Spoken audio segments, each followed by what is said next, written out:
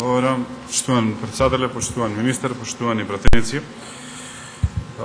Имаме една интересна и седница и точка денес пред нас и би сакал накратко да го изразам мојот став и по однос на предлогот на закон и по однос на целокупната ситуација на која што резултат е овој предлог на закон кој што имаме денес.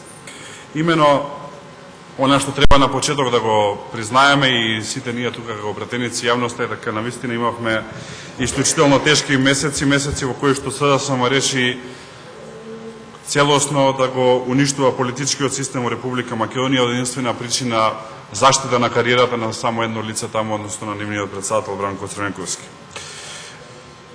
Тезите се познати на јавноста, тезите се тези кои што се повторувани во целиот изминат период и се тези кои што не наоѓаат свое влијание нити во домашната, нити во меѓународната јавност, но е ситуацијата таква каква што ја повторувам од единствената агенда која што беше представена и во ова собрание и надвор во изминатиот период. Македонија начело со ВМРО-ДПМН има историјат на демократски организирани избори.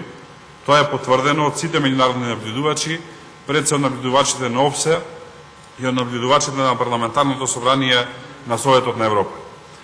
ВМРО-ДПМН досега отворено и јасно покажало дека никогаш не сака апсолутна власт.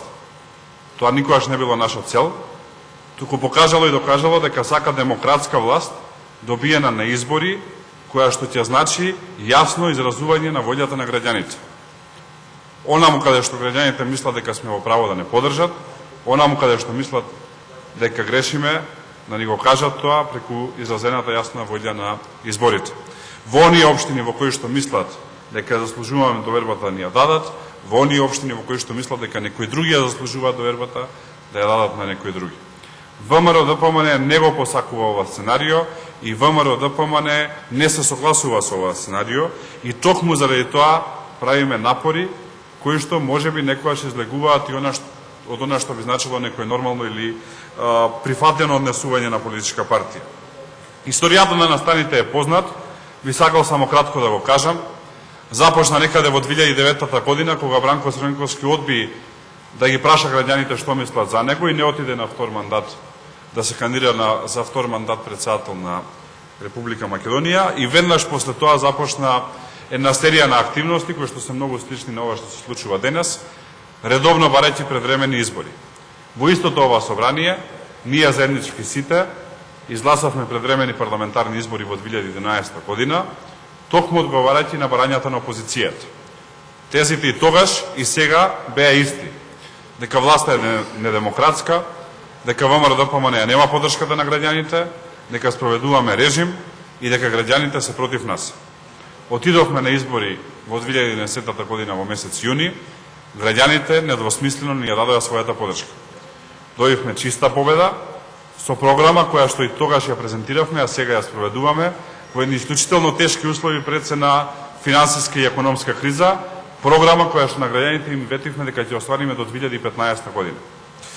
Но за жал политиката и на СДСМ и на Бранко Црвенковски проложи со истите манири и само после година дена ги добивме повторно истите барања и повторно истите тези, за да финишираат со едно насилничко однесување во собранието на Република Македонија и пред собранието на Република Македонија, со обид за државен удар, со обид за делегитимирање на ова собрание, со обид за рушење на собранието како највисок демократски дом на една држава. Празните клупи од мојата лева страна најдобро покажуваат каков однос има СДСМ кон институциите на оваа држава и пред се кон собранието на Република Македонија. Без разлика што на ниеден начин не сме одговорни за оваа криза, ние мораме пред се заради државниот и интересот на нацијата да понудиме решенија. Знаете дека во изминатиот период нудевме десетници решенија за админување на кризата за која што повторувам. На ниеден начин не сме одговорни и со ништо не ја предизвикавме. Доаѓаат моменти кога државниот интерес е врвен и кога одговорноста кон нацијата е над одговорноста кон партијата или кон оние кои што ги представуваме или кои што гласаат за нас. ВМРО-ДПМН како и секогаш во овие 22 години постоење и сега покажува дека интересот на нацијата и интересот на државата е над партискиот интерес. И со ова што го направивме денес и со предлогот кој што го дадовме вчера, ние јасно покажуваме што мислиме за Република Македонија. Она што го очекувам е дека кандидатите пред се на СДСМ и на останатата опозиција ќе соберат сили и ќе излезат заедно со нас на 24 март, па граѓаните да се кажат што мислат за нашите кандидати, што мислат за останатите кандидати, што мислат за нашите кандидати кои што имаат програма, што мислат за останатите кандидати кои што немаат програма. Да кажат што мислат за работата на досегашните градоначалници, што мислат за работата на новите кандидати за градоначалници. Да кажат што мислат за ВМРО-ДПМН, што мислат за СДСМ. Повисок демократски чин за една демократија и за еден политичар од избори нема.